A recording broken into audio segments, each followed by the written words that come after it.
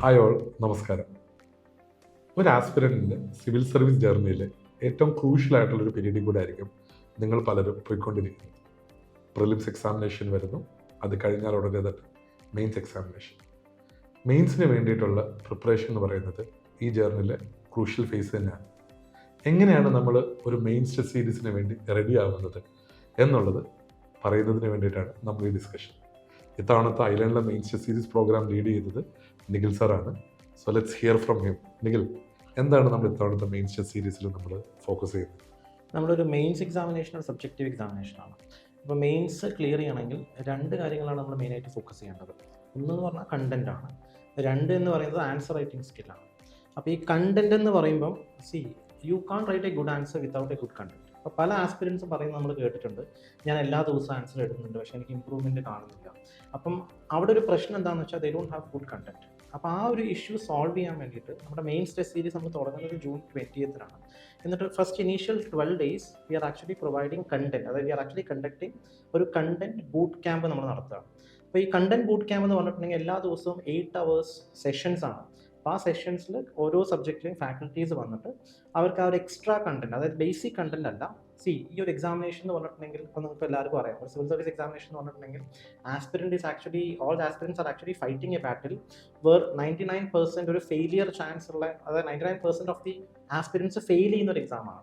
അപ്പോൾ അവിടെ നമുക്ക് വിൻ ചെയ്യണമെങ്കിൽ നമ്മൾ ആ ഓരോ മാർക്കിനും നമ്മൾ ഫൈറ്റ് ചെയ്തുകൊണ്ടിരിക്കുകയാണ്. അപ്പോൾ ആ ഒരു എക്സ്ട്രാ മാർക്ക്, ഒരു എഡ്ജ് നമുക്ക് എപ്പോഴും വേണം. അപ്പോൾ അങ്ങനത്തെ ഒരു കണ്ടന്റ്, ആ ഒരു എക്സ്ട്രാ കണ്ടന്റാണ് നമ്മൾ എന്ത് ചെയ്യുന്നത്, ഈ ഒരു കണ്ടന്റ് ബൂട്ട് ക്യാമ്പിൽ 12 days ഓരോ ദിവസവും 8 മണിക്കൂർ വെച്ചിട്ട് നമ്മൾ നടത്തിയിട്ട് അപ്പോൾ ആ ഒരു കണ്ടന്റ് നമ്മൾ ആസ്പിരൻസിന് സെറ്റ് ചെയ്ത് കൊടുക്കുക. അതാണ് ഫസ്റ്റ് പാർട്ട് എന്ന് പറയുന്നത്. രണ്ടാമത്തെ കമ്പോണന്റ് എന്ന് പറയുന്നത് ആൻസർ റൈറ്റിംഗ് സ്കില്ലാണ്. ആൻസർ റൈറ്റിംഗ് സ്കില്ലിൽ രണ്ട് കാര്യങ്ങളാണ് വരുന്നത്. ഒന്ന് ഒരു ക്രിട്ടിക്കൽ തിങ്കിങ് അല്ലെങ്കിൽ സ്ട്രക്ചേർഡ് തിങ്കിങ്. രണ്ട് ഈ തോട്ട്സ് അല്ലെങ്കിൽ opinions the aspirant need to convert it into answer script as per the demand of the question. അപ്പോൾ അതിന് വേണ്ടിയിട്ടാണ് നമ്മൾ എന്ത് ചെയ്യുന്നത് വെച്ചാൽ വീക്ക്ലി ടെസ്റ്റ് നടത്തുന്നത്. അപ്പോൾ വീക്ക്ലി ടെസ്റ്റ് എന്ന് പറയുമ്പോൾ ആദ്യം എന്താ പറയുക, സബ്ജക്ട് വൈസ് ടെസ്റ്റ് ആയിരിക്കും.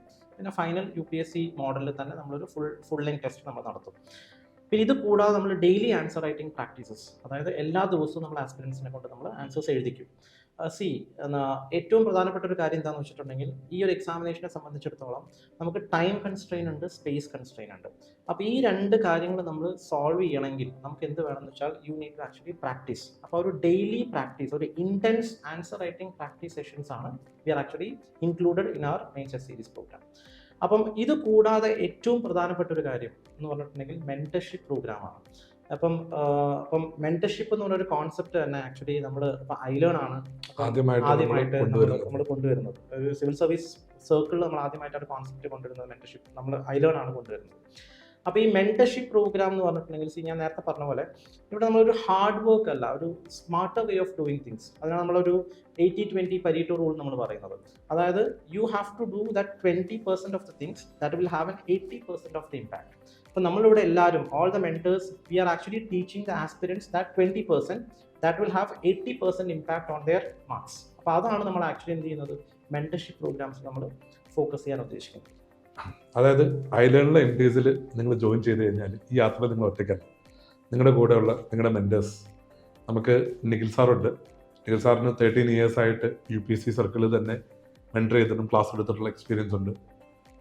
ഞാൻ ഷിനാസ്, ഞാൻ ഇവിടെ കഴിഞ്ഞൊരു 10 to 11 years ആയിട്ട് കണ്ടിന്യൂസ്ലി ഇതുപോലെ തന്നെ മെൻറ്റർഷിപ്പും ക്ലാസ്സസും ഒക്കെ എടുക്കുന്നുണ്ട്. then we have നിഖിൽ ബാലൻ, ഒരു 6 to 8 years ആയിട്ട് UP സർക്കിളിൽ തന്നെയാണ്, അത് മെൻറ്റർ ചെയ്തിട്ട് he is also having a lot of students.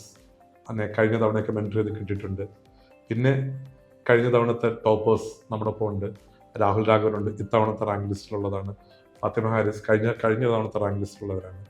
അപ്പം എക്സ്പീരിയൻസ്ഡ് ആയിട്ടുള്ളതും ഈ പ്രോസസ് വളരെ കൃത്യമായിട്ട് അറിയാവുന്നവരുമാണ് നമ്മുടെ മെൻറ്റേഴ്സ് എന്ന് പറയുന്നത്.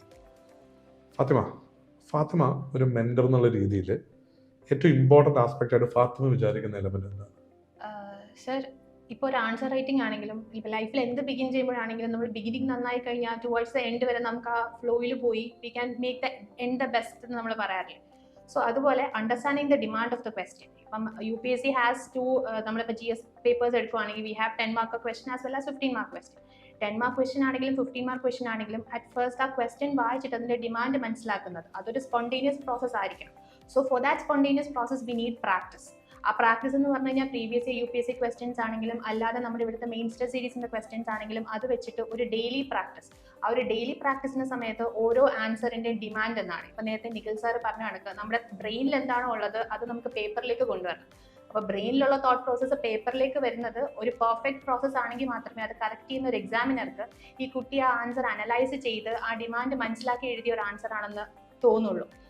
Like when I men students, ഞാൻ എപ്പോഴും കണ്ടിട്ടുള്ള ഒരു മിസ്റ്റേക്ക് എന്ന് പറഞ്ഞു കഴിഞ്ഞാൽ കുറച്ച് കീവേഡ്സ് ആൻസറിൽ നിന്ന് പിക്കപ്പ് ചെയ്തിട്ട് ആ കീവേഡ്സിനെ പറ്റി അവർക്ക് എന്തൊക്കെ അറിയാമോ അതൊരു പെട്ടെന്നൊരു സ്ട്രക്ചറിലേക്ക് മാറ്റി എഴുതി വെക്കാനാണ് നോക്കുന്നത്. അതല്ലാതെ ആ സ്ട്രക്ചറിങ് പ്രോസസ്സിന് മുന്നേ ഡിമാൻഡ് എന്ന് പറയുന്ന ഒരു സാധനമുണ്ട്. ഇപ്പം നമ്മൾ എന്ത് സ്റ്റാർട്ട് ചെയ്യുമ്പോഴാണെങ്കിലും ഇപ്പം ലൈക്ക് ഞാനൊരു ഡോക്ടർ ആയതുകൊണ്ട് ഇപ്പം വേണമെങ്കിൽ പറയാം symptomatic approach towards treating A disease. അപ്പം സിംറ്റം മനസ്സിലാക്കിയാൽ മാത്രമേ അതിന് ബെസ്റ്റ് മെഡിസിൻ നമുക്ക് പ്രിസ്ക്രൈബ് ചെയ്യാൻ പറ്റുള്ളൂ. സോ ആ സിംറ്റം മനസ്സിലാക്കുന്ന പോലെ തന്നെയാണ് ആ ക്വസ്റ്റിന് ഡിമാൻഡ് മനസ്സിലാക്കുന്നത്. When you understand the demand നമ്മുടെ തലയിലുള്ള ആ കണ്ടന്റ് എന്താണെങ്കിലും കൊണ്ടുവന്ന് സ്ട്രക്ചർ ചെയ്യാൻ പറ്റും. So there is a linking process between understanding the demand, structuring the answer and writing a good answer. So when we start with a good demand, our good demand is നമുക്ക് ഒരു good structure കൊണ്ടുവരാൻ പറ്റും. From that good structure a good answer. So that is the whole process. Yes sir. Okay. താങ്കൾ പറഞ്ഞ demand നമുക്ക് address ആണ്, പക്ഷേ സ്ട്രക്ചറും വരെ ഭയങ്കര ക്രൂഷ്യലാണ് അല്ലേ? സ്ട്രക്ചറിങ് എന്താണെന്നുള്ളതാണ് നമുക്കിനി അടുത്തറിയേണ്ടത്. ഈ ഒരു ഡിമാൻഡ് കൃത്യമായിട്ട് അഡ്രസ്സ് ചെയ്യാൻ ആണ് നമ്മൾ മെന്റർഷിപ്പിൽ ഫോക്കസ് ചെയ്യുന്നത്. ഏതൊരു മെന്റർ കണ്ടിന്യൂസ്ലി എഴുതിക്കുമ്പോഴത്തേക്കും we are making the students capable enough to understand that demand. ആ ഡിമാൻഡ് അഡ്രസ് ചെയ്താൽ നെക്സ്റ്റ് സ്റ്റെപ്പ് എന്ന് പറയുന്നത് പ്രോപ്പർലി ആൻസർ സ്ട്രക്ചർ ചെയ്യുക എന്നുള്ളതാണ് അല്ലേ? നിങ്ങളുടെ എക്സ്പീരിയൻസിൽ ഈ സ്ട്രക്ചറിങ്ങിന് ഇമ്പോർട്ടൻസ് എന്താണ്? ഞാൻ ലാസ്റ്റ് ഇയർ ഐലൻഡ് MTSന്റെ മെന്റർ ആയിട്ടുണ്ടായിരുന്നു. കാരണം എനിക്ക് തോന്നുന്നത് അഹ്റാസ്, കിരൺ രണ്ടുപേരും ഇത്തവണത്തെ റാങ്ക് ലിസ്റ്റിലുള്ളവരാണ്. രണ്ടുപേരെയും നിഖിലാണ് മെന്റർ ചെയ്തത്. ഓക്കെ, അതെ, അതൊരു വളരെ സന്തോഷമുള്ള ഒരു കാര്യമാണ്. കാരണം 2 സ്റ്റുഡൻസ് അവർ റാങ്ക് ലിസ്റ്റിൽ വന്നിട്ടുണ്ട്. ഇപ്പം നമ്മൾക്ക് എല്ലാവർക്കും ഇപ്പം ഷിനാസ് സാർ ആയാലും നിഖിൽ സാർ ആയാലും നമുക്ക് എല്ലാവർക്കും അറിയുന്നൊരു കാര്യമാണ്. അതായത് കുട്ടികൾക്ക് കുറേ നോളേജ് ഉണ്ട്. പിന്നെ നമ്മുടെ തന്നെ സർക്കിൾസിലുള്ള പലരും നല്ല UPSCയിൽ കയറേണ്ട ഒരു നോളേജ് ഉള്ള കുട്ടികളാണ്. പക്ഷെ അവർ ആ റാങ്ക് ലിസ്റ്റിൽ അവർ വരാറില്ല. അപ്പം അതിനൊരു കാര്യം എന്ന് വെച്ച് കഴിഞ്ഞാൽ having good knowledge doesn't mean that it's A good answer. അപ്പം അതിലിപ്പം ഫാത്തിമ പറഞ്ഞ പോലെ നമുക്ക് ഡിമാൻഡ് അറിയായിരിക്കും. ഒരു ക്വസ്റ്റിന് ഡിമാൻഡ് എന്താണെന്ന് വളരെ ക്ലിയർലി അറിയായിരിക്കും. പക്ഷെ അതെങ്ങനെ എഴുതി പിടിപ്പിക്കുക എന്നുള്ളൊരു കാര്യത്തിൽ ആ ഒരു സ്റ്റുഡൻറ്റിന് കാൻഡിഡേറ്റിന് അവിടെ ഒരു ആബ്സെന്റ് ഫീലിംഗ് വരാറുണ്ട്. അപ്പം അതിലാണ് നമ്മളുടെ ഒരു മെന്റർഷിപ്പ് പ്രോഗ്രാമിൽ കുറേ നമ്മൾ ഫോക്കസ് ചെയ്യേണ്ടത്. ബിക്കോസ് ഇപ്പം സ്ട്രക്ചറിങ്ങിൻ്റെ കാര്യം വരികയാണെങ്കിൽ അതിൽ തന്നെ we can take it like content structuring ഉണ്ട്, പിന്നെ സ്പേഷ്യൽ സ്ട്രക്ചറിങ് ഉണ്ട്. കണ്ടന്റ് സ്ട്രക്ചറിങ് എന്ന് പറയുമ്പോൾ ഒരു ആൻസർ അതൊരു കണ്ടന്റ് നമ്മളെങ്ങനെ സ്ട്രക്ചർ ചെയ്യുന്നു, അതിലൊരു ഇൻട്രൊഡക്ഷൻ വേണം, അതിലൊരു ബോഡി വേണം, അതിലൊരു കൺക്ലൂഷൻ വേണം. അതിൽ തന്നെ ഈ ഇൻട്രൊഡക്ഷൻ എങ്ങനെ എഴുതുക, ബോഡിയിൽ എന്തൊക്കെ ആസ്പെക്ട്സ് ഉണ്ടാവണം, കണ്ടന്റ് എന്തൊക്കെ, കൺക്ലൂഷൻ എങ്ങനെ വേണം എന്നുള്ള കാര്യങ്ങളുണ്ട്. സെക്കൻഡ് സ്പേഷ്യൽ എന്ന് പറയുമ്പോൾ ഇതൊക്കെ ഉണ്ടെങ്കിൽ പോലും maybe it is not presentable. UPSCയുടെ 2 പേജിൽ എങ്ങനെയാണ് അത് ഇരിക്കുക, അതൊരു എക്സാമിനറുടെ പെർസ്പെക്റ്റീവിൽ എങ്ങനെയാണ് അവർക്ക് ആ ഒരു ആവശ്യമുള്ള പോയിന്റ്സ് അവർക്ക് കണ്ടെടുക്കുക എന്നുള്ളത് ആ ഒരു മെന്റർഷിപ്പ് പ്രോസസ്സിൽ നമ്മളിങ്ങനെ ഡെയിലി ആൻസർ എഴുതിയാണ് കുട്ടികളൊന്ന് റിഫൈൻ ചെയ്തിട്ട് ആ ഒരു പ്രസന്റബിൾ ആയിട്ട് കൊണ്ടുവരിക. അപ്പം that is a very crucial aspect. Like ഡിമാൻഡിന്റെ കൂടെ തന്നെ ആവശ്യമുള്ള ഒരു സാധനം തന്നെയാണ് ഈ സ്ട്രക്ചറിങ് എന്നുള്ള ഒരു കാര്യം.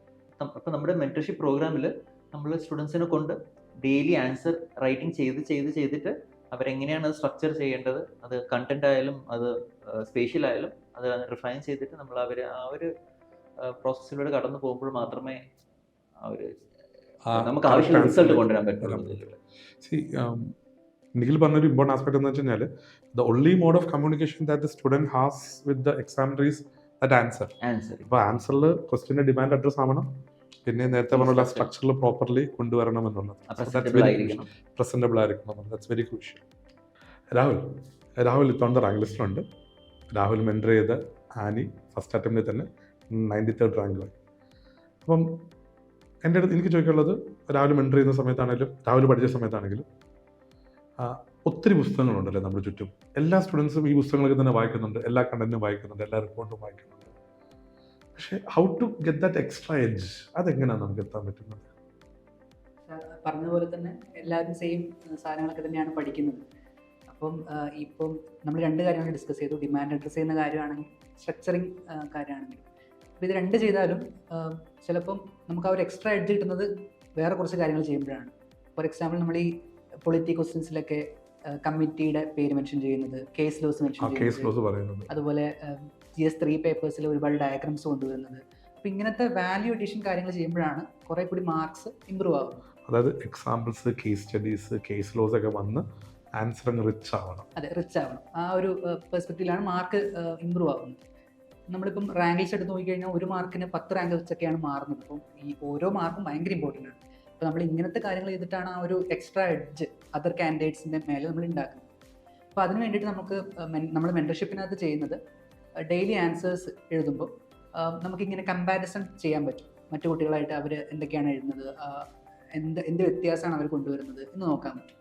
പിന്നെ ഒരു കാര്യം, നമ്മൾ ഈ മെൻറ്റർഷിപ്പ് ഗ്രൂപ്പിന് തന്നെ ചെറിയ ചെറിയ ഗ്രൂപ്പുകളാക്കിയിട്ട് ടോപ്പിക് അലോട്ട് ചെയ്തിട്ട് അതിനകത്ത് അവർ വാല്യൂഡേഷൻ മെറ്റീരിയൽസ് കളക്ട് ചെയ്യാൻ ഏൽപ്പിക്കും. അതായത് ഒരു ഗ്രൂപ്പിന് ഒരു പർട്ടിക്കുലർ സെക്ടർ എടുത്തിട്ട് അതിന് മാക്സിമം കണ്ടന്റ് കൊണ്ടുവരാൻ പറയുന്നു. അതെ. വേറെ ഗ്രൂപ്പിന് വേറെ ടോപ്പിക് കൊടുക്കും. അതെ. എന്നിട്ട് നമുക്ക് കളക്റ്റീവ്ലി കൊണ്ടുവരാം. ഒരു ഡിവിഷൻ ഓഫ് ലേബർ ആണ്. അപ്പോൾ നമുക്ക് അതിൻ്റെ എല്ലാത്തിൻ്റെയും ഒരു ഔട്ട്പുട്ട് നമുക്ക് എല്ലാവർക്കും കിട്ടും. അപ്പോൾ ആ ഒരു ബെനിഫിറ്റ് ഉണ്ടാവും.